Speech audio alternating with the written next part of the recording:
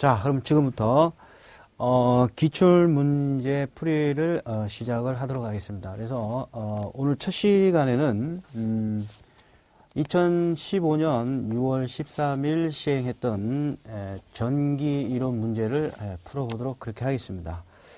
문제 풀이를 하기 전에 잠깐 몇 가지 말씀을 드리면 가장 중요한 것은 뭐냐면 항상 우리가 얘기했듯이 어떤 문제가 나오면은 그 문제에 대해서 여러분들이 수식을 정확하게 세울 수 있어야지 된다는 얘기죠. 그래서 그 수식에 해당되는 변수들을 문제에서 주어질 거니까 그 수식을 잘 정리를 해놓으면 거기에 문제에 맞는 변수들을 문제에서 지문에서 찾아서 대입을 하면 문제 풀이는 아주 간단하게 정리가 됩니다. 그래서 다시 한번 거듭 말씀드리면 본강에서 우리가 정리했듯이 전기 이론 문제를 해석하기, 전기 이론 공부를 하기 위한 원칙 5가지 있었죠. 그 5가지 원칙을 꼭 좀 숙지를 하셔가지고 문제 풀이에서 한 문제라도 놓치는 일이 없도록 하셔야 되겠다라는 것을 다시 한번 말씀드리겠습니다. 그래서 15년 6월 13일 문제 1번 문제부터 풀이를 시작을 하도록 하겠습니다. 자, 1번 문제 보시면 다음 회로에서 출력 전압 VXY는 얼마인가 이렇게 정리를 했네요. 자, 그럼 결론은 뭐냐면 전압원이 요렇게 여기 하나 있고 전압원이 여기 2개가 있습니다. 36V 전압원하고 12V가 있는데 요렇게 이제 부하에다가 우리가 뭔가를 요렇게 연결을 하고자 할 때 부하에 연결을 요렇게 하고자 할 때 그럼 결론적으로 우리가 VXY라고 하는 것은 무슨 개념으로 갈 수가 있어요? 단자 전압 또는 이걸 우리는 부하 전압 요렇게 정리를 할 수가 있겠네. 그죠? 그랬을 때, 자, 여기가 마이너스, 여기를 뭐라고 했나요? 플러스. 기준 전위를 마이너스로 놓고 보고, 자, 플러스 전위에 대해서 여기에 전위차, 다시 말해서 VXY가 얼마이냐, 이렇게 물어본 문제이죠. 그래서, 여기에서는, 중요한 것이, 각각 요 노드, 첫 번째 노드, 그 다음에 뭐가 되나요? 두 번째 노드에서 각각의 여기에서, 키로이프의 키로이프의 법칙을 적용을 하게 되면, 키로이프의 제1법칙, 전류 평형에 관한 법칙이죠. 이렇게 정리를 하게 되면, 키로이프의 법칙을 적용을 하기 위해서, 여기 있는 전압원들을 전부 다 뭘로 바꿔주나요? 전류원 등가로 바꿔줘야 되겠네. 그죠? 전류원 등가로 변경을 해주게 되면은,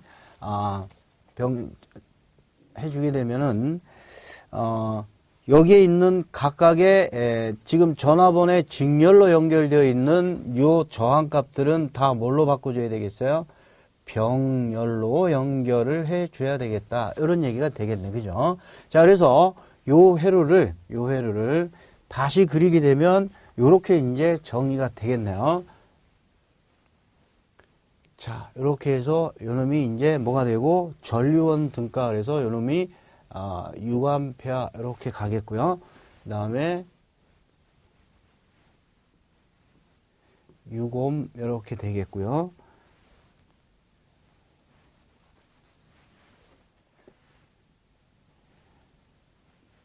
그러면 3옴 되겠네요.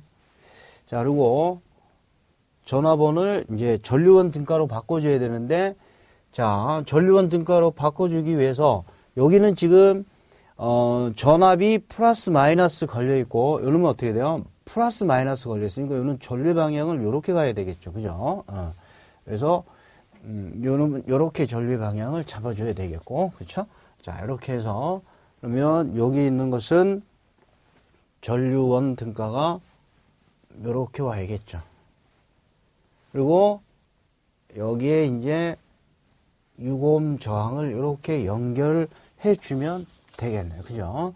자, 그러면 첫 번째 여기에서 전류의 방향이 자, 여기서 요렇게 보시면 전류 방향이 요놈 이렇게 가고 얘는 이렇게 오기 때문에 전류는 전체 전류는 6A에서 얼마를 빼줘야 되겠어요? 2A를 빼준 총 전류는 몇 암페어 되겠다? 4A 되겠다. 이렇게 이제 보시면 되겠고요. 자, 그러면 6옴하고 3옴하고 6옴이 저항을 관계를 보게 되면 6옴하고 3옴하고 6옴이 각각 다 어떻게 연결되어 있는 거야?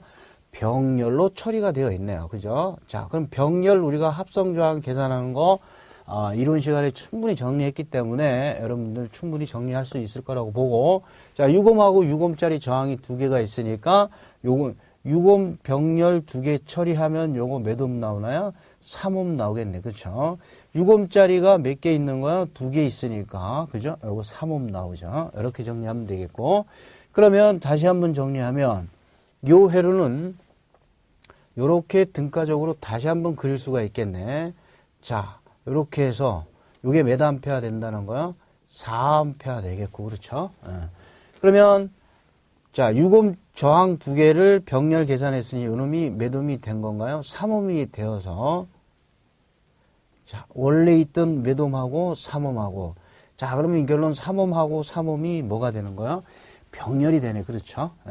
그래서 요거 다시 한번 등가로 정리를 하게 되면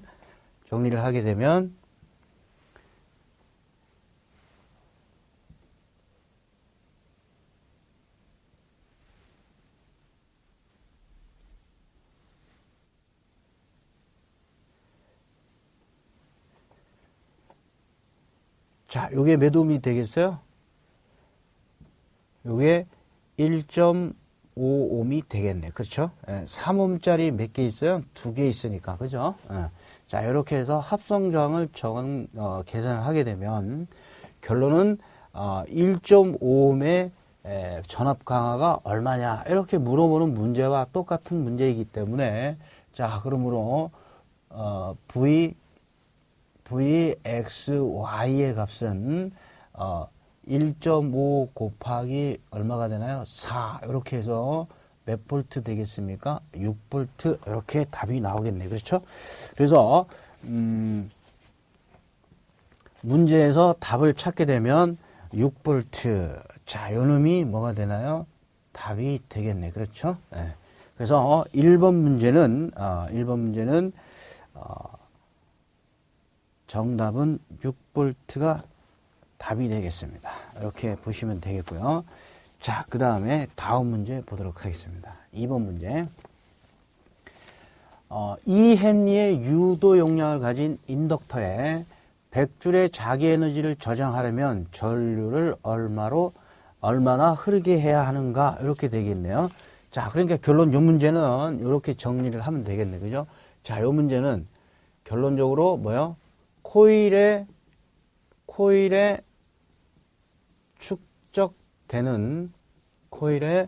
축적되는 에너지가 얼마냐 요거 물어보는 문제가 되겠네. 그렇죠? 에너지가 얼마이냐 이렇게 되는 거죠. 자, 그런데 지금 보니까 인덕터가 몇 헨리라고 그랬어요? 요거 10헨리라고 그랬고, 자, 전압이 얼마가 여기에 100줄의 자기 에너지를 저장하려면, 자, 여기에 100줄의 자기 에너지를 여기다가 저장을 한다. 이런 얘기네. 그죠? 이렇게 했을 때 여기에 흐르는 전류 I가 얼마가 되겠느냐라고 물어보는 문제가 되겠네. 그죠? 자, 그러니까 코일 L에 그죠? 축적되는 에너지는 얼마인가? 이렇게 되겠네. 그죠? 에너지를 계산하는 문제이기 때문에 에너지를 계산하는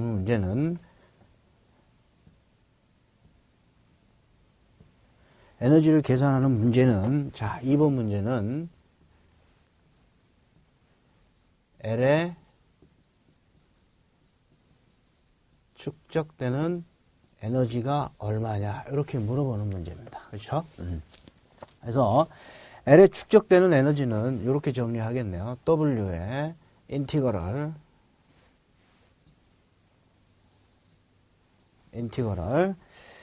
제로에서 t까지 V 곱하기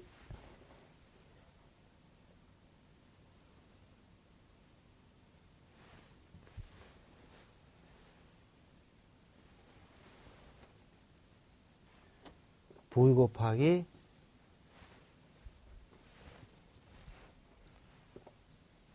I가 되겠네. 그렇죠?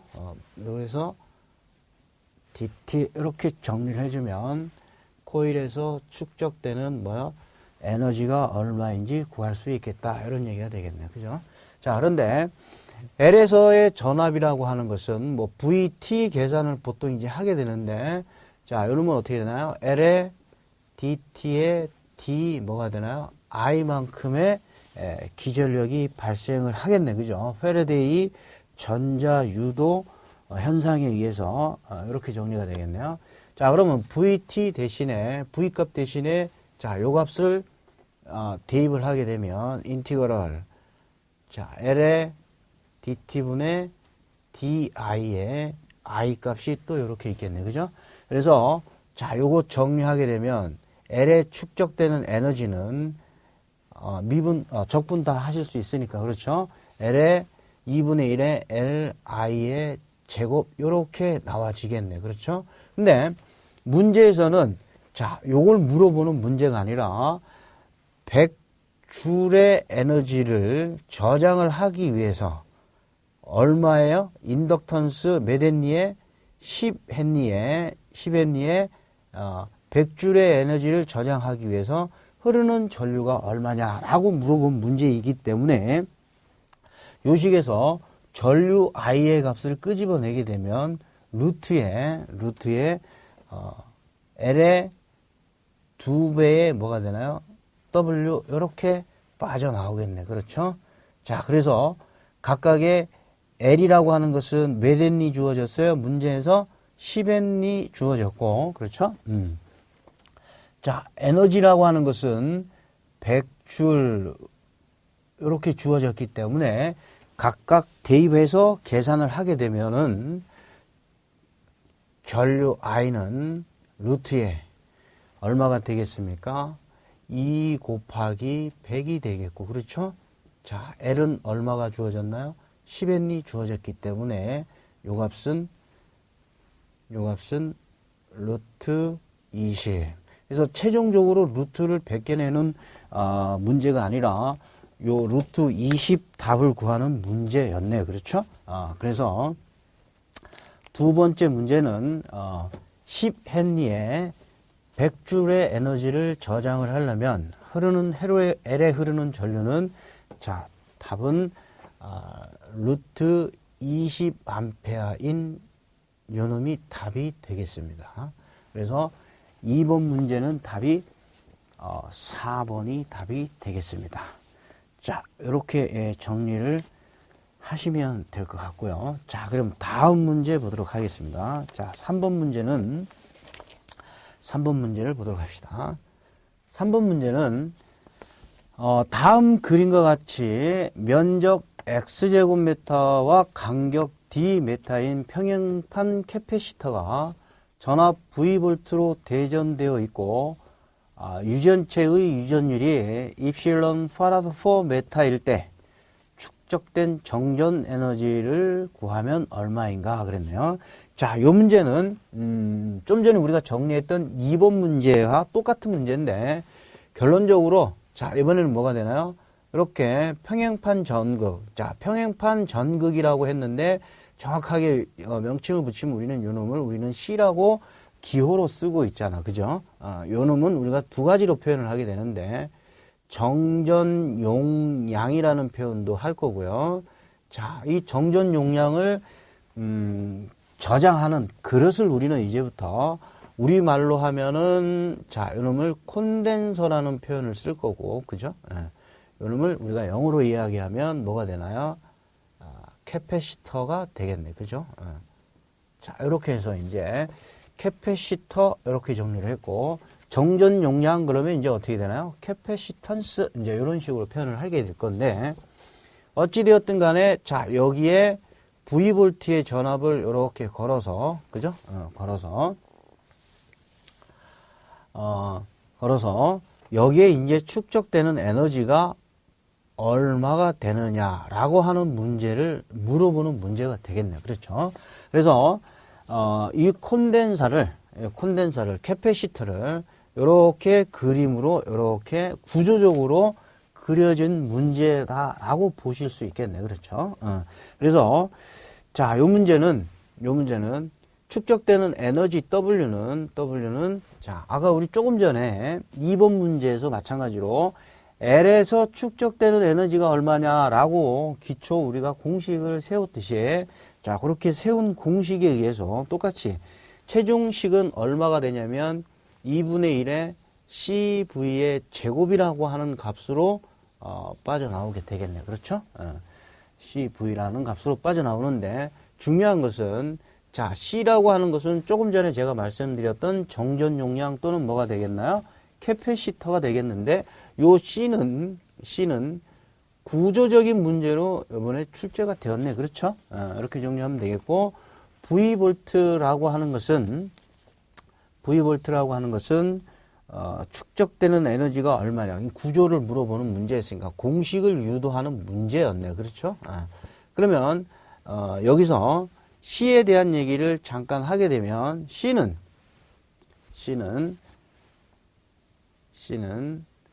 보통 우리가 콘덴서 캐패시터가 정전 용량을 얼마만큼 축적을 하느냐 어떤 능력 정도를 나타내는 값으로서 C로 이제 표현을 하게 되는데 C는 입실론 곱하기 D분의 뭐가 되나요? D분의 S가 되겠네요. 이렇게 정리를 하시면 되겠네요. 보통 우리가 요 D라고 하는 것은 극판 간의 간격을 의미하는 것으로서 시험 문제에서는 자, 이번 시험 문제에서는 뭐로 나왔나요? D로 나왔는데 시험 문제에서 이러면 L로 나올 수도 있고 뭘로 나올 수도 있어요? R로 나올 수도 있습니다. R로 나올 수도 있으니까 그 점을 좀 참고하시면 되겠네요. 그렇죠? 자, 그러면은 그대로 대입을 해서 한번 정리를 해보겠습니다. 2분의 1에 자, C 대신에 입실론 곱하기 D분의 S 곱하기 뭐가 되나요? V의 제곱 이렇게 되겠네. 그죠? 자, 요와 같은 식으로 유도되네. 그죠? 자, 그러면 요렇게 유도된 문제에서 보기에 있나 우리가 한번 찾아보도록 합시다. 자, 그러면 몇 번에 있나요? 자, 여기 보니까 3번이 바로 뭐가 되나요? 우리가 유도했던 공식의 답이 여기에 있네요. 그렇죠?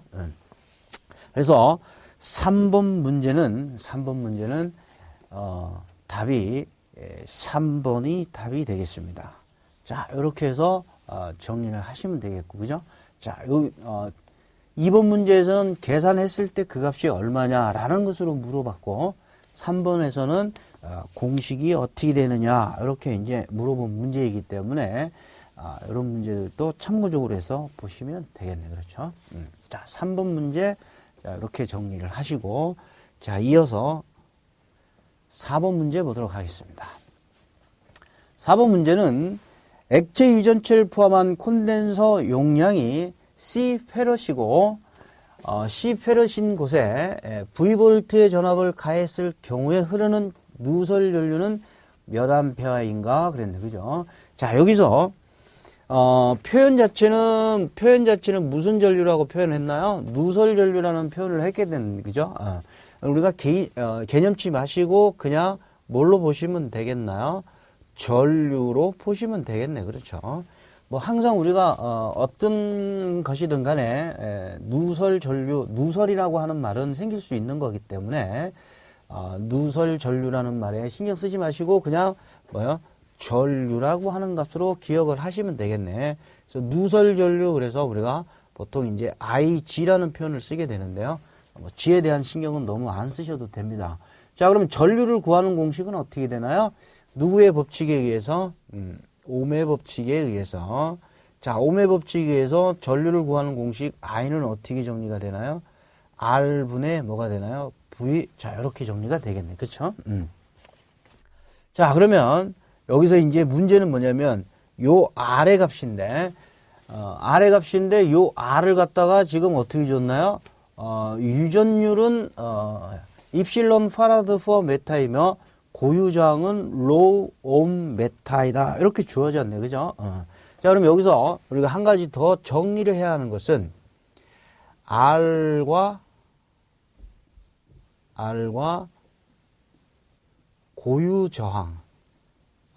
자, 여기 봅시다. 여러분들 이번 문제에서도 지문에서 고유저항이라는 말을 표현을 했는데 요 고유저항이라는 말은 뭐로도 시험 문제 나올 수 있냐면 저항률이라고 하는 걸로도 표현이 되어집니다. 보통 보면은 고유저항 그러면 답을 쉽게 찾으시는데 저항률이라고 표현을 하면 또 답을 못 찾는 경우가 있어요. 자, 중요한 것은 두 개 다 같은 말이라는 거죠. 그래서 고유저항을 우리가 기호로는 low라고 하는 표현을 쓰게 됩니다. 그래서 결론 R과 고유저항 관계가 어떻게 되어 있는지를 알아야지만 이 문제를 우리가 해결을 할 수 있겠다. 이런 문제가 되겠네. 그죠? 그러면 자, 이 부분은 이렇게 정리를 한번 해보도록 하겠습니다.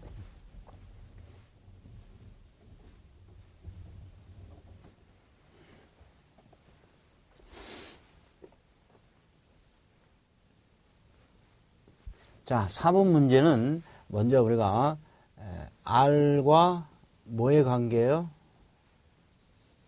로우와의 관계를 먼저 정리를 해야겠네. 그죠? R과 로우와의 관계. 자, R이라고 하는 것은 구조적으로 보게 되면은 자, 어떤 전선이 요렇게 있다라고 한다면 전선이 요렇게 있으면 자, 이 전선은 우리가 보통 보면은 전선은 경동선이라는 게 있고 연동선이라는 게 있습니다. 자, 그래서 일반적인 구리에다가 우리가 열 처리를 한 것이 바로 이제 경 또는 연이 되는데요. 보통 우리가 경동선은 5개용 전선으로 많이 쓰이고 연동선은 옥내용 전선으로 많이 쓰입니다. 그래서 재질의 차이점은 얘가 조금 딱딱하고 얘가 조금 부드럽고 뭐 이런 차이로 보시면 되겠고요. 그래서 보통 우리가 경동선인 경우에는 로우의 값이 55분의 1 정도 되고요. 연동선인 경우는 로우의 값이 58분의 1 정도 됩니다. 이건 재질마다 다 있어요. 그럼 결론 이 전선도 무슨 값을 갖고 있다는 얘기예요? 로우라고 하는 무슨 값을 갖는다? 고유 저항 값을 갖는다 라고 보시면 되겠고요. 자, 요건 다른 말로 하면 무슨 율이라고 한다 그랬습니까? 저항률이다 라고도 표현이 되어진다 그랬어요. 자, 그러면 요거는 어떻게 되나요? 전선이 잘라진 하나의 면적, 그래서 요놈을 우리는 A라고 표현을 해서 요놈을 단면적의 개념으로 갈 겁니다. 단면적. 그럼 여기서부터 자, 여기까지는 뭐요? 전선이 가지게 되는 뭐가 됩니까? 길이인 뭐가 되나요? L로서 단위는 메타. 면적은 뭐가 되나요? 면적은 가로 곱하기 세로 단면적, 그러니까 제곱메타 이렇게 가겠네. 그렇죠? 자, 그랬을 때 이 전선이 갖게 되는 전기 저항값 R은 얼마가 되느냐라고 표현을 하게 되면 일단 뭐에 비례하겠어요? 고유저항 L하고 뭐 하겠습니까? 비례를 할 거고 전선의 길이인 L에 뭐 합니까? 비례하고 단면적인 A에 뭐 하겠다? 반비례하겠다. 이렇게 이제 정리가 되겠네요. 그러면 보통 우리가 전선이라고 하는 것은 동일 최저 또는 균일이라는 표현을 쓰고요. 또는 일정이라는 말도 표현을 하게 됩니다.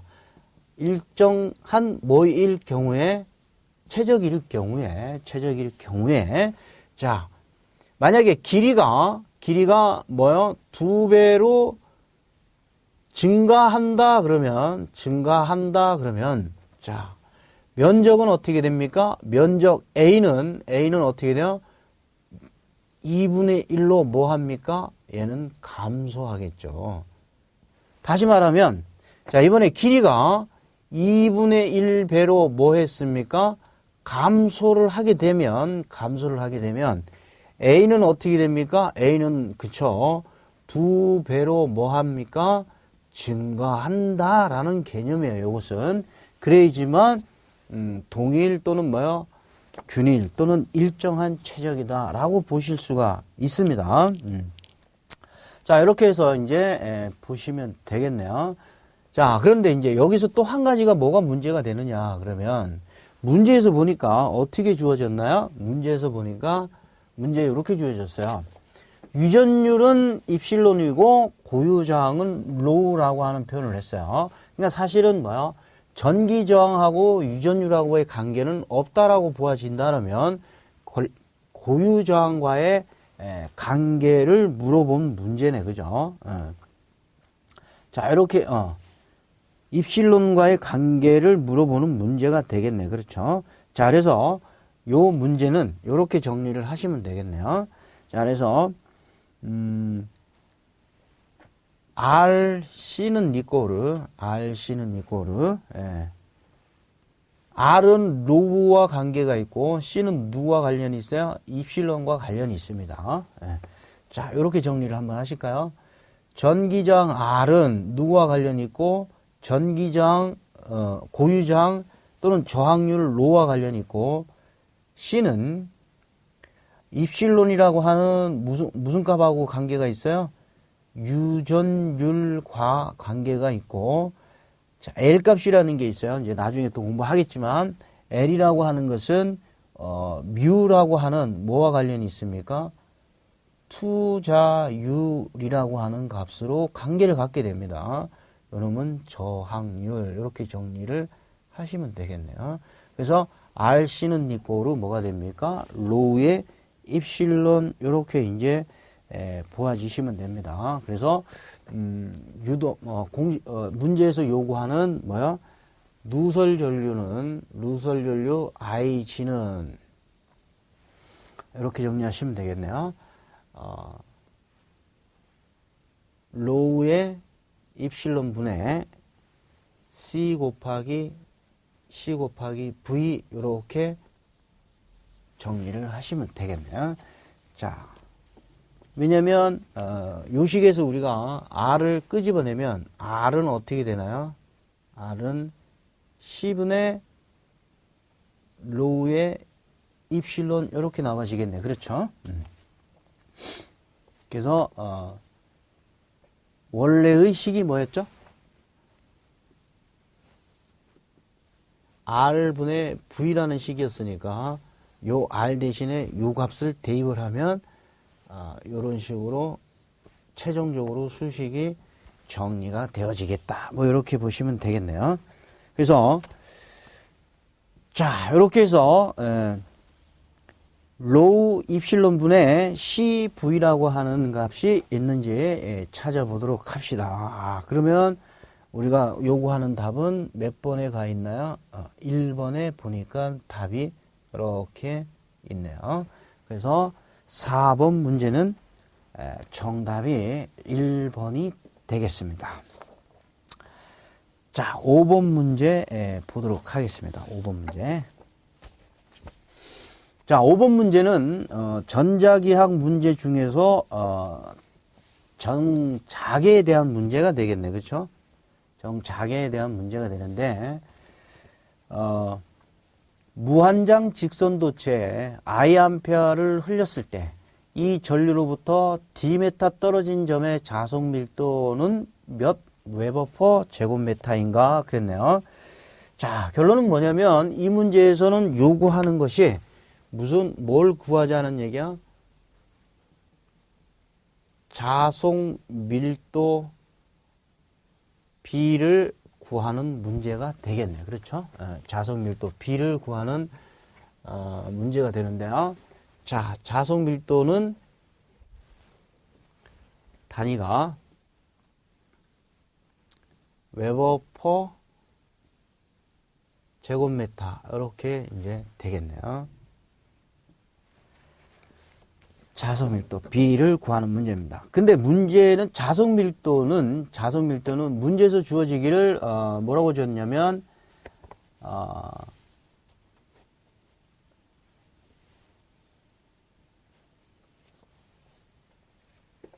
B는, 자속 밀도 B는 뮤 곱하기 뭐가 되나요? H라는 값으로 정리가 되겠네요. 자, 단 여기서 우리가 뮤라고 하는 것은 투자율을 의미하는 값이고요. 투자율이라고 하는 값은 뮤는 뮤0 곱하기 뭐요? 뮤 S로 정리가 됩니다.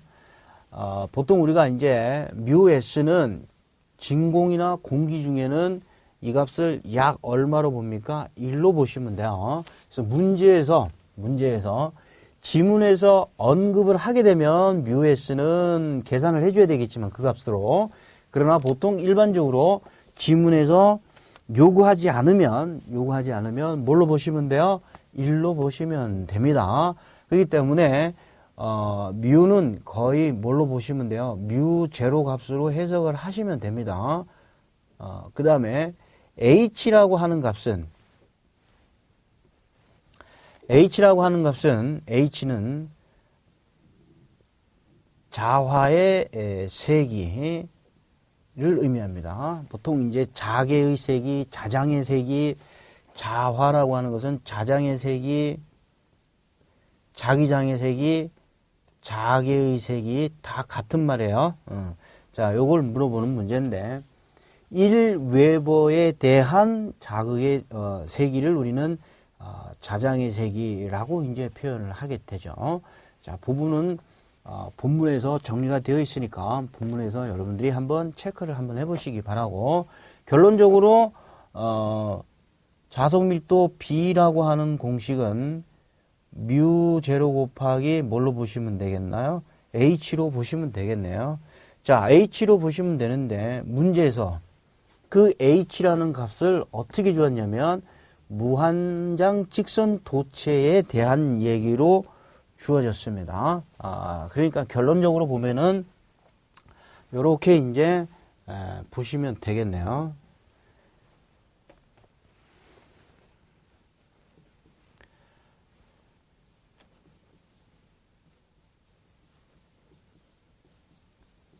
무한장 직선도체.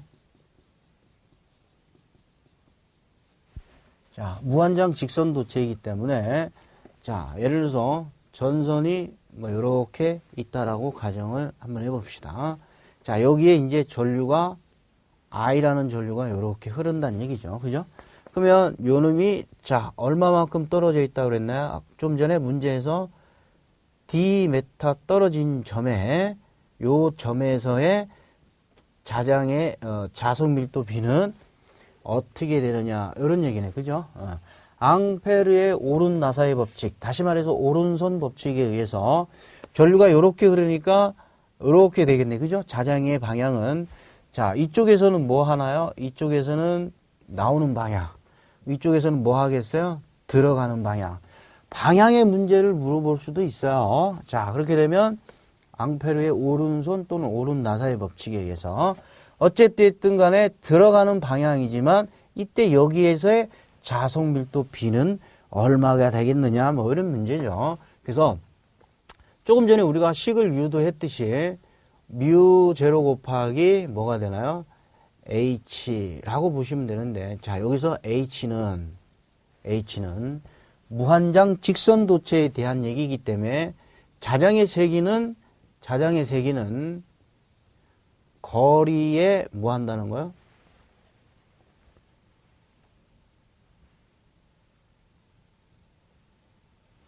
거리에 반비례하고 흐르는 전류의 세기에 뭐 합니까? 비례한다. 이렇게 보시면 되겠네요. 그럼 이 문제에서는 결론 뭐만 처리해 주면 돼요? L에 대한 얘기만 처리해 주면 되는데, L이 이제 뭐라고 그랬냐면 무한장 직선도체이기 때문에, 그렇죠? 무한장 직선도체이기 때문에 요 값을 우리가 뭐 해줘야 된다는 거야?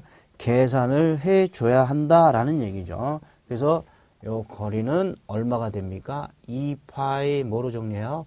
D로 정리를 해 주시면 되겠네요. 자, 그래서 요식 정리하면 어떻게 됩니까? 2파이 d분의 뭐가 되고요? i가 되겠고, 자, 원식에다가 대입하게 되면, 그러므로 b는 어떻게 됩니까? b는